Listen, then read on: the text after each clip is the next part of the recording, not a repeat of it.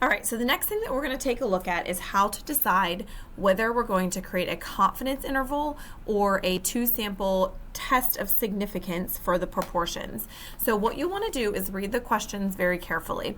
If you are asked how far apart the two population proportions are, that's when you're going to create a confidence interval. Remember, a confidence interval gives you a range of values. So it is the only time that we can actually estimate what the difference in the two population proportions are. When you do a test of significance, keep in mind, it's just telling us, are the two proportions the same? Are they different? Is one more or is one less? It doesn't actually give you any information about where the difference in the two population proportions are. That is only going to come from the confidence interval. Now, when you're doing the notations for two samples, remember we have two different populations, and we are going to have to denote this with P1s and P2s to show that I have population 1 and population 2. Also, please make sure when you're doing this that you define what P1 and P2 are so the person reading your question knows what your population 1 and population 2 are. Okay, so notice we have P1 and P2, those are our population proportions. Our sample size is N1 and N2. Our counts of successes are X1 and X2. Remember, that is divided by your sample size, and your sample proportion comes from taking X1 divided by N1 to get your sample proportion. Also keep in mind when you're doing a test of significance, you are making your hypothesis and your alternative first, your null and alternative, then you're gathering the sample. So you don't know when you gather that sample whether or not it's going to support your alternative. It could be in the completely opposite direction. Just kind of keep that in mind. All right, now what are the conditions for using a confidence interval now that we have two proportions? Now, keep in mind, okay, keep in mind that there are two populations here, population 1 and population 2. So since there's two of them, guess what? Your conditions are all the same now, except there's going to be two of them. Keep in mind with confidence intervals, everything is in terms of the sample proportion. Well, why? Because we don't have any information about the population. Everything in your confidence interval formula is always going to be your sample proportions, okay? Now, simple random sample is a little bit different here. We have a simple random sample of each of my data sets. Make sure you state both of them. Then we have this new condition, and this is the only new condition, is that we have separate independent random data sets. So that's telling us that my two populations are different. Okay, simple random sample of data set 1, simple random sample of data set 2, and each of those data sets are independent. Now the independence condition is different than that original independence. So that original independence just says, hey, I have two different populations. The second one is saying that your population is 10 times your sample size. And this is the same condition that we've been doing all along. You just now have to do it twice since there are two populations. And then the approximately normal condition, once again, you're going to do it for both of them because there are two separate populations. And if one of the populations is not normal, then the difference, the sampling distribution of the differences will not be normal. So they both need to be normal. And I just want you to note here that in this, notice how we have you're checking n times p hat 1 and n times 1 minus p hat 1. So you're taking your sample size times the sample proportion. All right, so let's take a look at what exactly our confidence interval looks like. Not any different than what we've done before. Remember, it's always our statistic plus or minus our critical value times the standard deviation of the statistic. Now, in this case, remember, when we're doing confidence intervals, we don't know anything about the parameters, so we always use the statistics in our standard deviation and in our sample. So let's take a look at what the standard deviation of the statistic looks like whenever we have a difference of proportions. Now, if you notice here, remember our original formula for finding the standard deviation, okay, with proportions was p times 1 minus p all over n. Notice how this formula right here is not any different. I have two samples. Here's the standard deviation of the first one plus the standard deviation of the second one. So what you're doing here is basically finding both of the standard deviations, and then after you add them together, then you're going to take the square root, okay? Exact same formula that you've done in the past. You're just adding the two standard deviations together and then taking the square root. Now you might say, wait a second, we're talking about the difference between p hat 1 and p hat 2. Why is this not subtracted?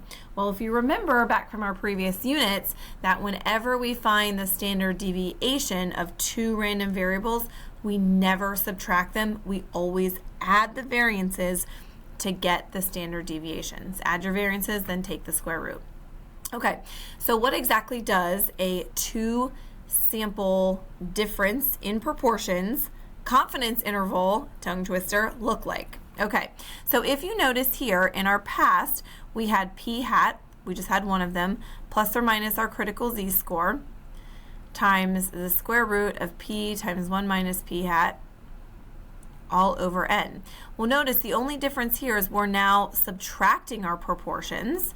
Okay, so you're going to find the difference. This is going to represent how far apart they are.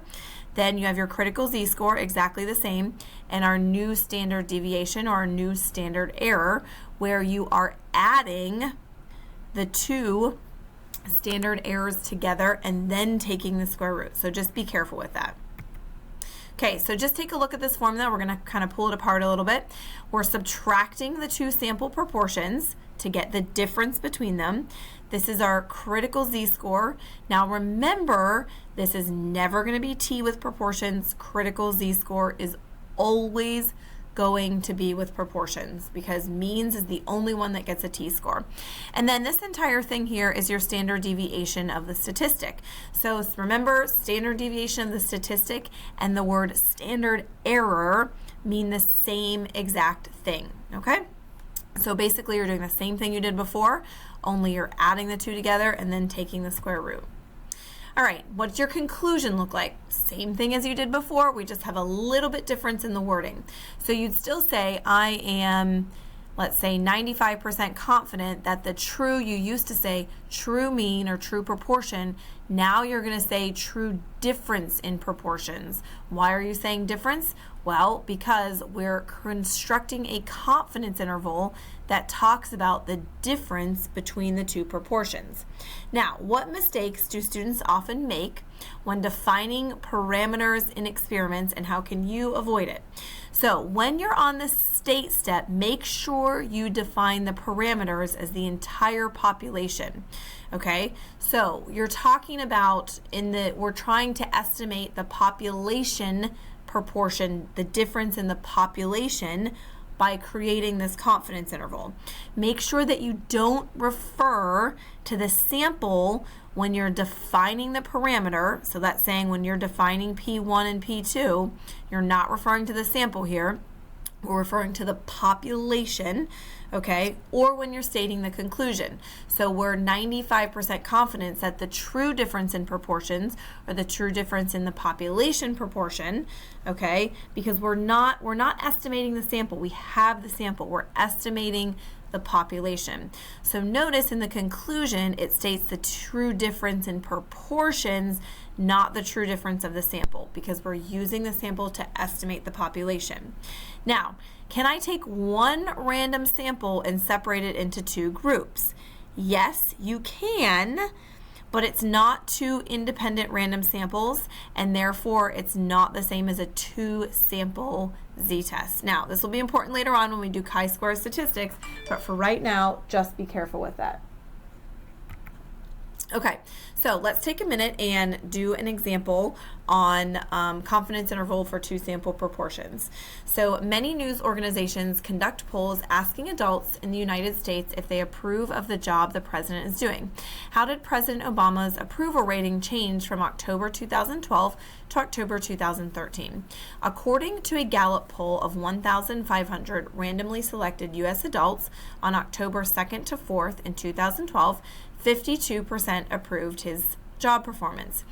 A later Gallup poll of 1,500 randomly selected U.S. adults on October 5th in 2013 showed that 46% approved of the job performance. So take a look at the 3 questions below, see if you can answer them, and then let's take a look at the next couple of slides and see if you got them correct.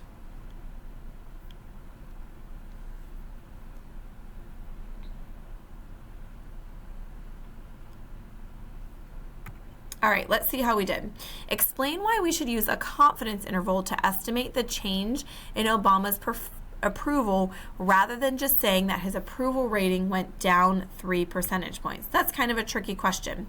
Now, because the reason here is the Gallup poll only took 1 sample, which makes it a single point estimate. Okay, it's just 1 sample. I didn't do the entire population. I could state that in letter A if I did the entire population, but I just have a single point estimate. A single point estimate doesn't usually give us as much information about the population, and it's not always perfectly accurate. It gives us a good idea, but remember, it's just a sample, okay? It's not necessarily a good estimate for the population parameter, okay? How about that second question? Use the results of these polls to construct and interpret a 90% confidence interval for the change in Obama's approval rating among the U.S. adults. Now, notice, just be careful, this does not state to use the 4-step process, state, plan, do, conclude, on your AP exam and in the class. You will need to do that without prompting. So anytime it says construct and interpret, you have to know state, plan, do, conclude. Question is, did you remember that? Let's see how you did. Notice the state, we want to estimate P1 minus P2 at the 90% confidence level. Notice this is in terms of the parameter, not the sample. Or you could state we want to estimate the difference in proportions at the 90% confidence level. And then notice what we do here. Did you do this? Did you define P1 and P2? That is going to be very important. You must define P1 and P2 because you're going to be using them throughout the questions, okay? And make sure you're defining them in terms of the population, not the sample, because we're using our sample to estimate the population. All right, so what does the plan look like? Make sure you state the name of the test. In this case, what's different from before, we're using a 2-sample, Z, and an interval for proportions. So those are the things that would change. 1 or 2 sample, Z or T, interval or test, proportions or means. So since we have 2 separate and independent samples, we have to have 2 separate and independent simple random sample statements, okay? For your independence, make sure you state that there's more than 15,000 U.S. adults in October 2012 and 2013. Now notice there I only did it once because that was my smaller sample size. So as long as I have it covers for both, then I'm good to go. Your normal condition, notice that you're checking the sample size, okay, times your p hat, and you're taking your sample size times your p hat. And it is the sample size times p hat 2 and your sample size times p hat 2. Now we also want to state in our simple random sample that they are independent random samples. And that's the easy one to forget because you can't do a 2-sample test if they're not independent random samples. Okay, now what does the do look like? Notice how I have my p hat 1, my sample size, my p hat 2, my sample size, and my critical z-score. I'm giving all the statistics, and then all I'm going to do is go ahead and plug them in. Okay, so I'm plugging them in here. Okay, here's my difference in your proportions. This is your p hat 1 minus your p hat 2. Here's your critical z-score. So remember, since we're doing a 95 or 90% confidence interval, you're going to do inverse norm of 0.95. Okay, notice here's my p hat 1, 1 minus p hat 1, p p hat 2, 1 minus p hat 2, and your sample size was the same in both of these cases. There's your confidence interval. Your calculator will do that for you. Now notice the conclusion. We're 90% confident that the interval contains the true difference in proportion of the U.S. adults who approve President Obama's performance rating.